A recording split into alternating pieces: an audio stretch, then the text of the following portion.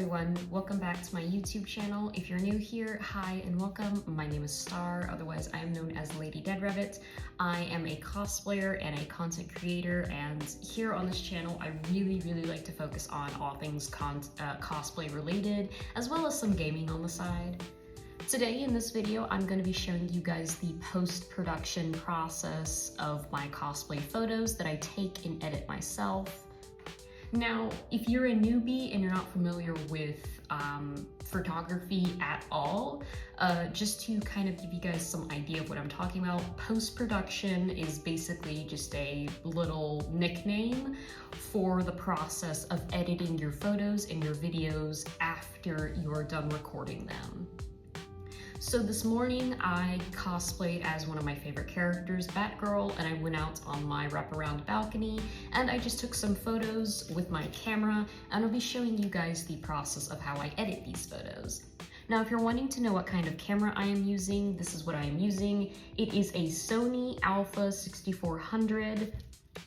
This is a bit of an older model, but it's a great camera, especially if you're like me and you do a lot of vlogging, as well as a lot of your own photos. I really enjoy this camera because it has the mode to both record video as well as take different kinds of photos. The lens that I am using is just a 33mm lens. Now, obviously, you don't have to use the exact same camera that I use. This is just, if you want to know what camera I use, this is currently what I am using. It's a great camera, especially for those of you who are not too familiar with how to use a camera. Again, I went to college for photography, so I'm fairly familiar with different kinds of cameras, but it's been a long time since I've shot with them. So last year I got myself this bad boy just because it's so user-friendly. So enough of that, hopping right into the actual process. As you can see here, this is my desktop. I am using just the, just a MacBook laptop. And I'm gonna be using this little bad boy. This is just an external little, SD card reader. Now with these MacBooks, they usually have them built in on the side, and mine in fact actually does have an SD card reader on the side, but I noticed that it doesn't really work too well, so I just use this external bad boy. I think it works a lot better. Popping open my camera, I am just going to go ahead and I'm going to pull out the SD card that has all of the photos that I took from this morning. Inserting it into this little bad boy, I'm just gonna go ahead and plug it up into the side of my laptop. And there we go, popped right up. I'm just gonna double click, gonna go to DCIM. Now, if you're a little bit more technical with this stuff, you can actually, you can actually tier out and you can recalibrate your little SD card to have different files, but I personally don't do that, so I'm not gonna worry about it. So you can see these are the photos that I took this morning. These are some photos that I took for my Patreon like a couple days ago. I'm just gonna go ahead and I'm gonna select all of these old photos that I don't need anymore. And I'm just gonna drop them in the trash because I have already edited those photos. I have them up on my Patreon, so they're not a need. Now I'm gonna go through these photos and I'm gonna choose out which photos I think are good enough to post on social media. So let's start with this one. This is pretty good. I feel like the exposure, which is the light, the amount of light that is captured in a photo. I feel like the exposure here is really harsh, especially over here, and it has definitely affected the focus. So this wouldn't really be a photo that I would use, so I'm just gonna exit out of that. I'm gonna try this photo. This is a lot better. The focus seems to be clear, as you can see just by looking at the eyes, and the lighting I think is really good. So I'm gonna exit out that. That's a good photo I can definitely use. I'm gonna click on this guy. This is not a good photo, as you can see, overexposed, and it is not in focus. So I'm just gonna go ahead and if you're again using a MacBook like me, I'm gonna select Command, and I'm just gonna click and I'm gonna drag this boy right onto my desktop. Now let's go through and check. This is also a good photo. This is a decent photo. It's a little bit fuzzy, but I would say this is still a pretty good focus. It's a little overexposed, but we can actually fix this. I feel like it's fixable within post-production, so I will be using this photo. This is also a good photo, a little bit overexposed, but the clarity is definitely there, so I think that's good. Same thing for this one. The exposure in this photo is absolutely phenomenal. This is probably one of my best photos I've taken, and it's in focus and well. Also in focus, that's good. This is also in focus, which is fantastic. That's what I really want to see. This is, in my opinion, a little underexposed. So underexposed is just the opposite of overexposed, in which the photo is a little bit too dark, but I can actually fix this post-production, and I'll show you guys here in a moment. This photo, I think, is just really dark. You can barely see my face. I will try and keep it. Well, actually, no, no, I'm not even gonna bother with that photo. It just seems a bit too underexposed. So I'm just gonna exit out of these ones that I think are good, and I'm gonna go ahead and select all of these, because all of these so far that we've looked at are really good. I'm gonna drag, and I'm just gonna pop them right onto my desktop. And then going right back over here. This is a little bit overexposed, but it does look like it's in focus, so I will try and keep this photo. Alright, so I'm gonna go ahead and exit out of these because now I have all of the photos that I think are worth keeping. I'm gonna go ahead and unplug this bad boy because I don't need it. And just to keep this little SD card from losing it or it getting broken, I'm gonna pop it right back in my camera, and I'm gonna go ahead and put my camera up. I'm back, and now that I have all of the photos that I think are worth keeping and are worthy of being posted on social media, I'm gonna go ahead and go to the apps. And what I really mostly use for editing my photos is Adobe Lightroom. Obviously, you do not have to use this if you don't like Adobe Lightroom, or if it's just too advanced for you, or again, if you just don't like it, you don't have to use that. You can use there's lots of different editing softwares out there for photos and videos, but this is what I use for my photos. I'm gonna go ahead and open it up. And as you can see, all of the photos that I have on my desktop automatically pop up right here in Adobe, and I'm just gonna go ahead and start on editing them. Now, the first thing that I usually do is I head over to my presets. This is a preset that my friend made for me. It is a sharpen preset. I'm gonna click on that just so it's automatically applied to my photo. Now, if you ask me, in my personal opinion, I absolutely do not see a difference between this sharpen preset and not. Like, clicking off it and it just keeps sharpening it, whatever. But again, I do not see a difference at all when editing with the sharpen, but my friend, who is a very, very popular photographer, you guys actually might know him. He is known as the French Expedition on Instagram. Again, if you want to see some of his content, I'll link his stuff down below in the description. But he really, really recommends that I do this, and so I'm gonna do it. He says he does the preset to all of his photos that he edits. So I'm gonna go ahead and apply that, even though, in my personal opinion, I do not see a difference. Now, again, this photo is just a wee bit overexposed. So going right over to the exposure, I'm going to drop it down just a hair. That is a lot better, and as you can see, it does help the quality of the photo, especially looking over here where a lot of light is coming in. Again, I use natural light for this photo. Natural light as opposed to studio lights. I feel like it's kind of, the meaning is a bit obvious. Natural light is when you're just using the light from the sun, the light from nature, which can be tricky. A lot of photographers either love or they hate natural lighting.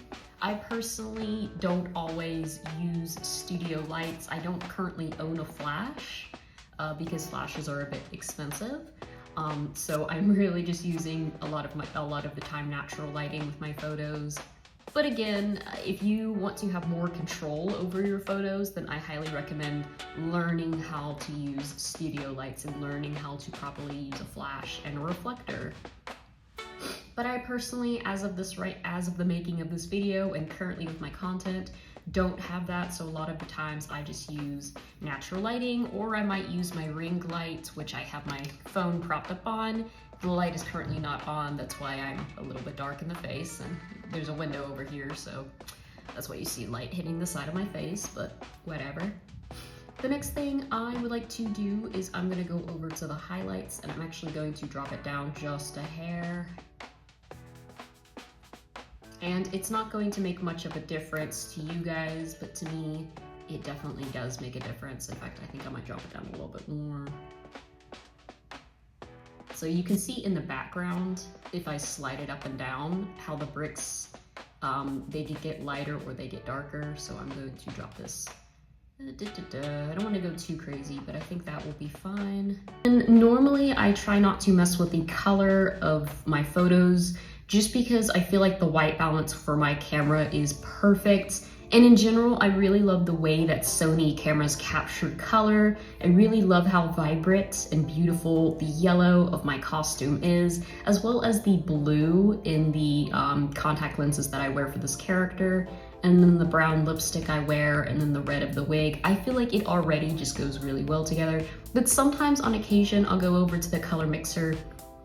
I'll just select this bad boy, and I will just click on my lips, and I will just pull down the luminance just a little bit, and then this saturation up just a little bit, just to make the color of my lips more, I don't know, vibrant. This is something that I do, and it's also going to have an effect on anything that's the same color as this. So it's going to kind of have an effect on the skin tone, and then also the red of the wig, and then also probably a little bit on the bricks behind me.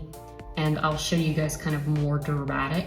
So you can see it really brings out the red of my face if I slide around this, but I'm not gonna do that too much. And then also this, you'll see it's in my lips and then on my cheek a little bit, but I'm gonna put that right there. I think that looks good. And then sliding down over to the effects, sometimes I really like to use a dehaze, but I really don't think I wanna do that for these photos this time around. So I'm just gonna grab the vignettes and I'm going to slide it down. And what you might not be able to tell, but what it's doing is the corners of my photos are actually getting darker.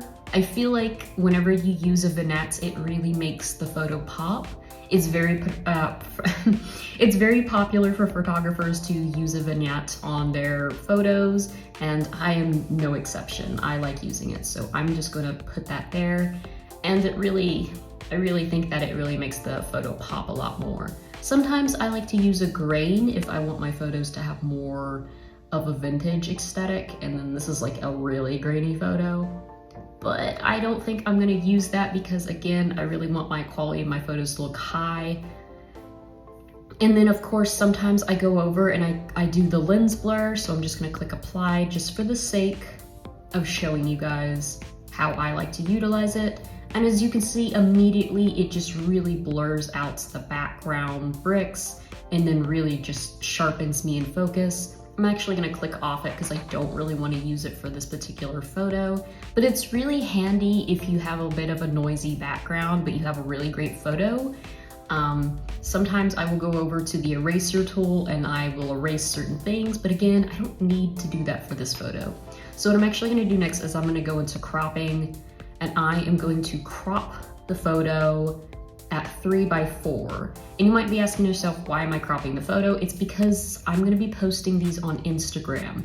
And if you have any idea of how Instagram works, Instagram has a really, really weird crop. And if I just take this photo and I try to post it just as is on Instagram without a crop, it's going to cut off my ears of my mask, and then also a lot of the bottom part. So I'm just gonna go ahead and crop it for myself, so whenever I post it on Instagram, it doesn't mess up my photo. Like, what I like to do is I go over to the mask and I like to go over the light parts of my face and and just bring up some of the exposure just to make my skin look a little bit more shiny. But for the purpose of this video, I'm not gonna do that. So this is actually, I would say I'm pretty done with editing this photo. So I'm just gonna go ahead and I'm gonna save it. I'm gonna save it as a large just because I can and I want to. And I'm gonna go over to a file that I already have created on my desktop. And it's DC Ladies. This is just all of my DC cosplay photos I've taken so far. And I'm just gonna go ahead and export it over there. And as you see, a little bar went over there and it's done. Now I can go ahead and I can go to my other photos and I can edit them however I want to. Moving on to the next photo, as you can see, this photo is a little bit dark in the face, and whenever you zoom in, you can see that it's perfectly, the focus is there, but whenever you zoom out, it looks a little bit fuzzy.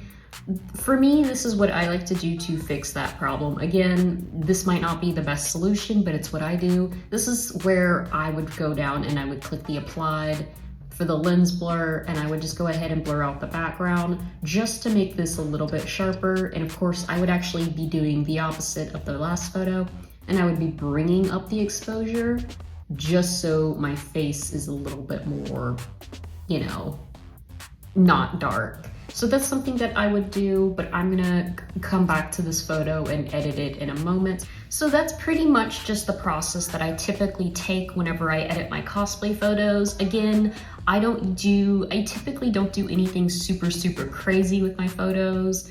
If you want to use certain tools to add like maybe a monster in the background, there are apps out there that have some AI tools that you can use for doing really crazy editing. But this is just what I personally usually do whenever editing my photos.